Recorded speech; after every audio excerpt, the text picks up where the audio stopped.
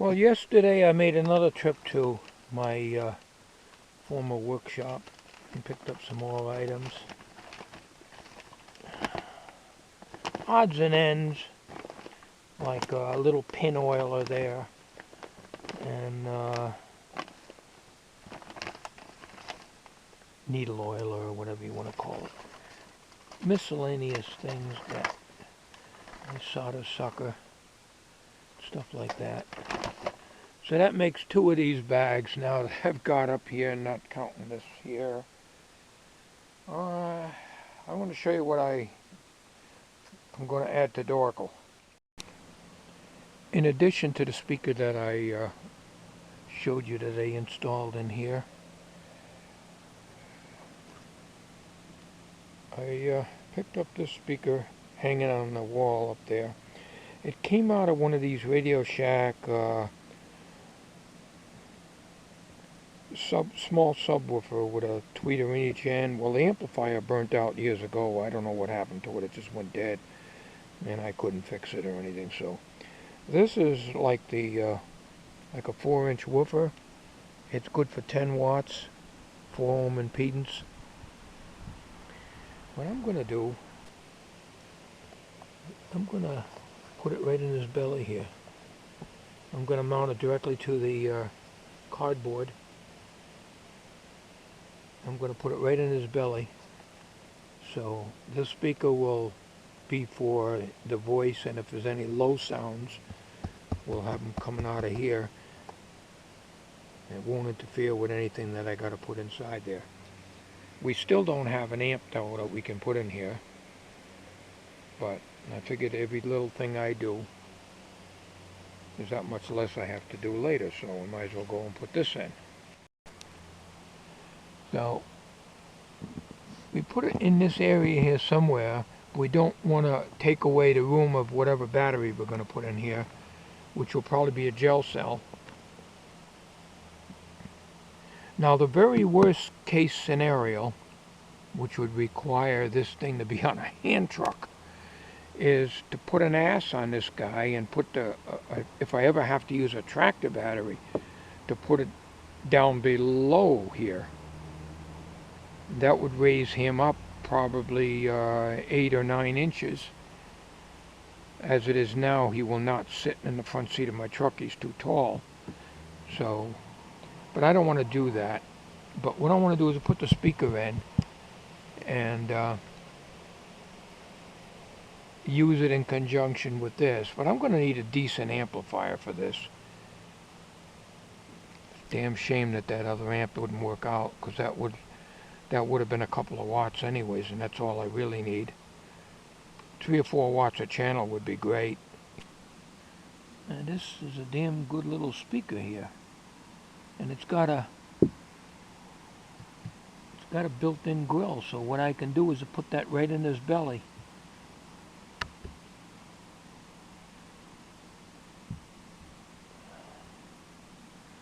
It's good for 10 watts, so if I can get an amplifier for 4 or 5 watts, that should be good. Alright, stomach surgery here. Alright, now what I'm going to do,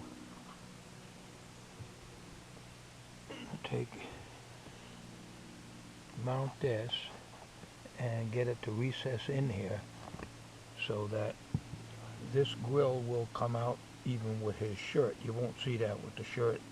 I won't put foam or anything over it. It'll just go in like that. But before we do that, we got to solder some wires to this, because we're not going to be able to do it later.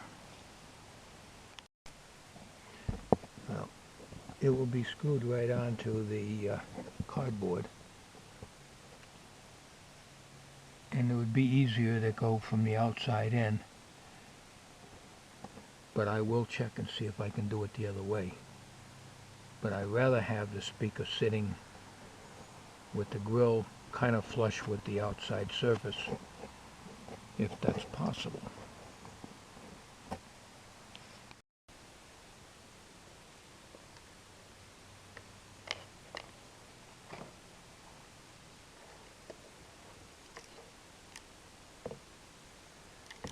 used this soldering gun in 30, yeah, I'm going to say 20 years. Tin the iron a little bit. Get the tip. A lot of guys use a sponge and stuff. I never think of it. Clean it, I always get a piece of paper towel or something to clean it. This is alpha solder. I had this for at least 40 years. And what I want to do is we want to tin these wires first. I should be wearing that visor that I bought at the American Science and Surplus. I can see this better. You know what I think? This damn wire gets tarnished after a while and don't take solder. Even though I stripped it back, I cut it back, and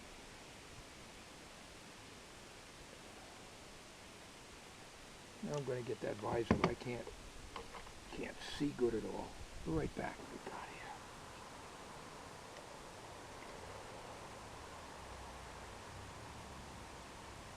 Not too bad.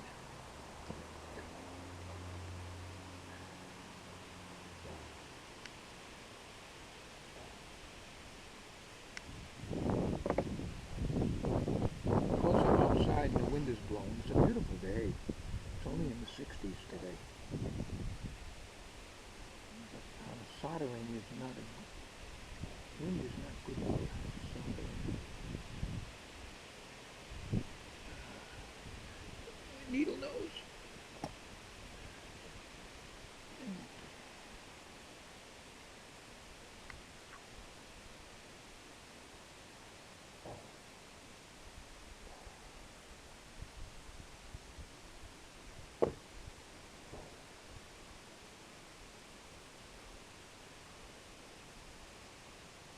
Threading the damn needle. I can't even get the wire in there. I gotta use full magnification on this. This is why I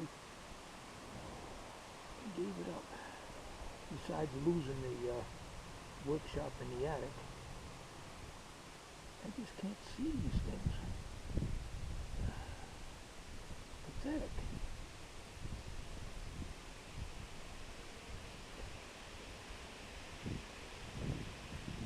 No idea how frustrating it is to do a hobby that you used to love to do.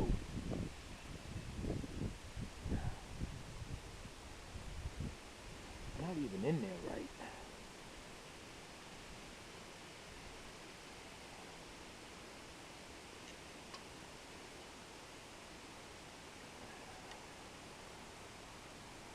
This is pathetic.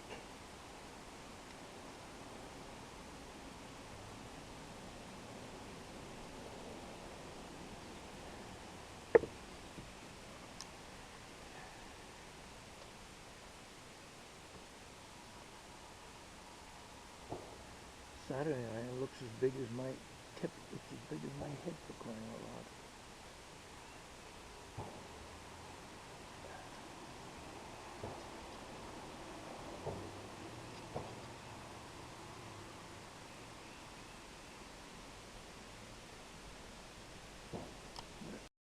I'll tell you, the worst thing that can happen to you is to lose your eyesight.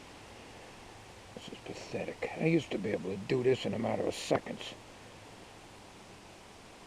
It took me almost 5 minutes to do these two connections. I figured I'd use the gun because the pencil would get too cold out here with the wind constantly blowing. So, well,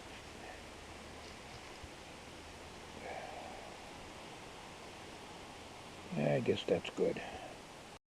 He don't look none too happy. He's got a woofer in his gut. Well, I mean, you know, I just had the speaker, so I figured I'd use it. And together with this one, they should work out good. Now, if I can get an amplifier, I'll be all set. Yeah, got some butchering up here. I had to put some cardboard in here and stuff. There's a wing nut over here because I don't have any nuts to go on half of these things. never could find a nut to go onto a small screw that I need. But anyways, we got it in there, and she clears this hose clamp right here, which has got a big nut on the end of it, adjusting nut, tightening up nut, so it just barely clears the magnet. That's why I wanted to mount it from the outside, and I wanted it to be pretty well flushed out, and it's not too bad. This shirt will go over that. Alright, I did a little more work on here. I took out that rubber. I had a piece of rubber hose in there, and it didn't work out, so I put some Teflon, some of this Teflon stuff here, Teflon tubing. I've got different sizes of it, and it's very handy to have. If you look here, I've got it double nutted, as I probably showed you before, and I got the Teflon, you can see it between the washer and the big washer here. And what was happening before when I had the rubber in there, as this was turning, it was hitting the threads and going click, click, click, click. You know, the threads were running on this, and it was noisy. And each time it did that, it just jumped like that. We can't have that. So we just checked, and we've got the thickness of my index finger between this nut that's on the back of this clamp, which you can't see from here, and the back of the speaker, so we're okay here. Now I got this piece of cardboard. This just barely clears the back of the solenoid here on this little board. But this is all the way up here. This is going to be the end of the travel. The micro switches for shut off on the extreme, instead of being mounted up here, are going to be mounted here. And what I'm going to do is to put a clamp on here with a rod coming out and down, and it's going to activate the micro switches. Alright, we're going to take one of these clamps here, and I'm going to mount it up here. It'll be out of the way of everything back here. Alright, and we're going to have a piece of aluminum coming down like this and out like this, and it's going to be the actuator that's going to hit the switch here, and the other micro switch which will be here. So we're going to get that made and put this on the head stick right now. Alright, it's going to be a little hard to show you when holding the camera too, but bent this into an L shape. Alright, it's going to go into this screw here. Well, I can't really show you. I got to put the camera down. But anyways, this is about how it goes. I got to trim this off, of course, and when the head swings around like this, it'll hit the micro switches. You'll see when I get it all done. I got to have 5 hands to do this. All right, I got the piece made up. So what it's going to do is it's going to slide on here like this. There it goes, and then I put the nut on there and adjust that up and down. Now I would like to have this on the vertical when it activates the micro switches. So may have to work something out. Now you're asking probably why this is so long. Well, it's no longer than this here, because when this swings over here, see where it goes? The micro switch will probably be around this area here. So you need that length. So this is why the whole back is going to be coming out a little bit more. So what I'm going to do is I'm going to fasten this in. I can always snap this out again to make final adjustments. And this will be riding just about an 1/8 inch or so off the surface of the board here. So we should be fine. Alright, we're a little less than a 1/4 inch over that. The thickness of a piece of cardboard here. And that's what we want. So one micro switch will go here and the other one will go here. The head is straight ahead right now. so it's straight ahead with this rod. And I may, like I say, I'll have to adjust this probably if I'm going to put something on the vertical. I could have done that. I could have twisted this. That'd be a little hard though. Could still do it, I guess, but I'll run the risk of breaking it. It's 1/8 inch thick aluminum. But anyways, we'll work that detail out later on, like everything else. Alright, like everything else on this project and other projects, things change. I was going to put the fuse box up here. I says, you know what? Makes more sense to put the fuse for this motor near this motor. So what we're going to do is we're going to use a double fuse holder here. And the top one's going to be for this motor here. And the bottom one will be for the either for the solenoid or the I motor. I think we're going to use the bottom one for the solenoid because those are both 2.5 amp fuses. This way there'll be no mistake. We're going to mark them anyways. There'll be no mistake of which fuse will be which. And then for the I motor, I'll locate the fuse either in another holder, either down here or whatever, or even on this side here. So what I got to commence to do is solder. This is going to be fun because I can't get my face right on top of this in order for my magnification to work. So it's going to be a SOB of a job for me to solder that. And this is the other fuse holder used that I could mount down here for the I motor, or I could put it over here. But right now I want to get this in here, and that way we're eliminating this here. We'll just use the fuse, and we don't need the fuse inline fuse holder. We can use it for something else. We're going to commence to solder this now.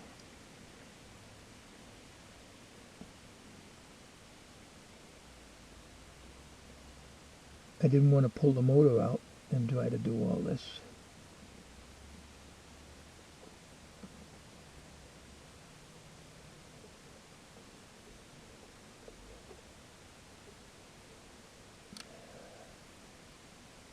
No, can't tell. Can't tell that the damn cold solder joint or not.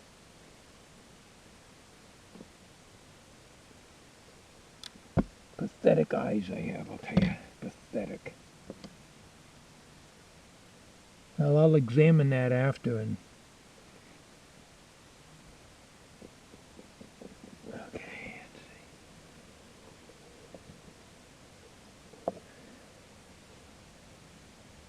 see. Looks like a cold solder joint to me. Let's see if I can get this big clumsy thing in here to look.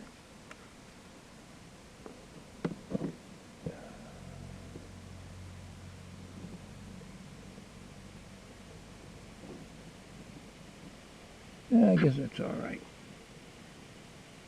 It's not a beautiful job. So what we'll do is I'll mount this here like this. Before I do, I want to get some wires on the other end here, namely the other plus wire, which will be going to the battery. So we're going to cut off some of this off the fuse holder. We don't need all of it. We don't need all of it. It's got to go to the terminal block anyways, in the battery, so we cut it back to about here.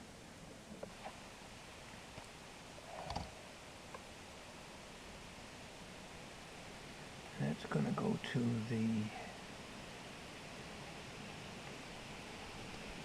motor power supply.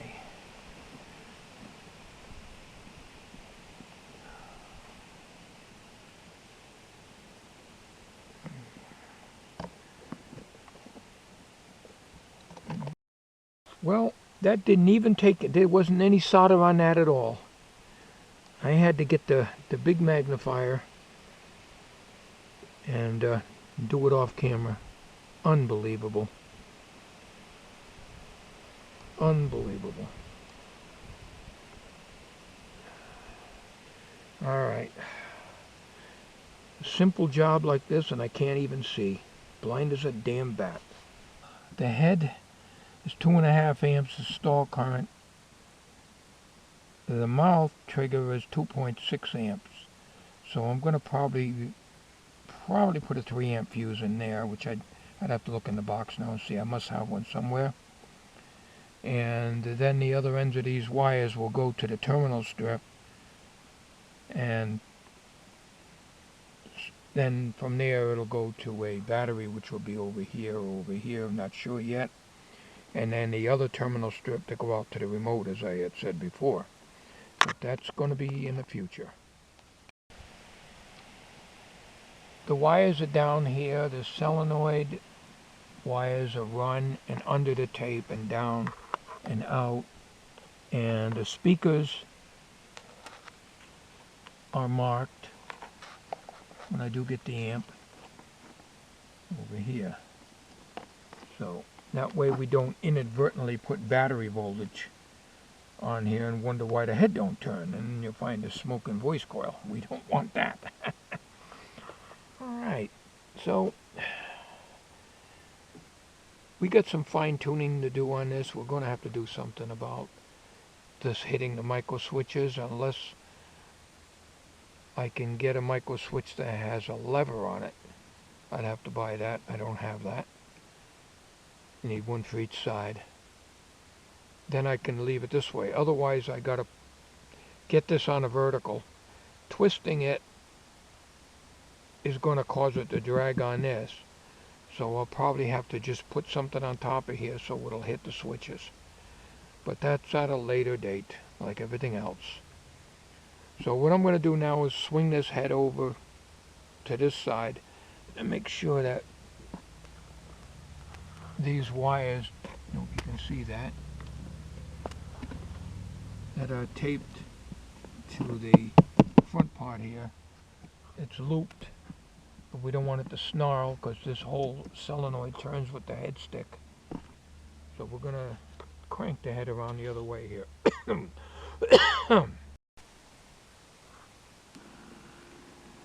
I'm only running on 6 volts right now. I don't have the two 6 volts in series, so naturally it's running a little slower. See, another thing too is, see how that's sliding down on the thing there? Well, that results in a real slow head turn also. As it gets to the other extreme, it'll slide out, so we can't do much about that, because if you look at this now, somebody had suggested putting this, I'm going to stop it right here, putting this so that this, you know, is close. Well, this is almost heading. This is as close as I can get it. That's why I made this, so I can adjust this in and out. And I also moved the motor back. But that's it. I can't go in any more than that. Okay. You can see where that's it. That almost hit that time. So here's the position of your actuator rod. So the micro switch will be in this area. But you can see now that's not too long, is it? No, it's just right. It's too long if it sticks out this way, but no, I'm not giving you the finger. But over here, it's just right, and it's the same way over here. For now, I think we'll end this video. I want to thank you all for watching. Don't go away, because there'll be another segment of Motorizing my uncles.